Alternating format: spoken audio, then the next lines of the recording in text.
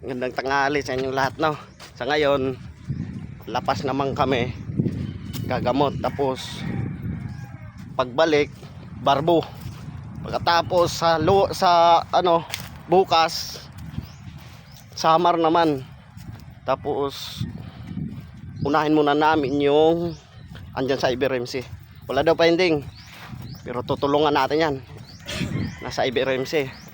Pagkatapos noon, direkta na Samar. Yun ang destinasyon ko bukas at saka ngayon. Kaya ngayon naman naghihintay na yung lapas. Sinusundo kami ngayon. Tapos bukas naman sa kanila pamasahe, kami yung pupunta doon. Pero yung mga malapit lang, dito dito lang kayo sa may yung ginawa naming kubo. Pumunta na lang kayo dito para magamot kayo. Sige, no, daming salamat.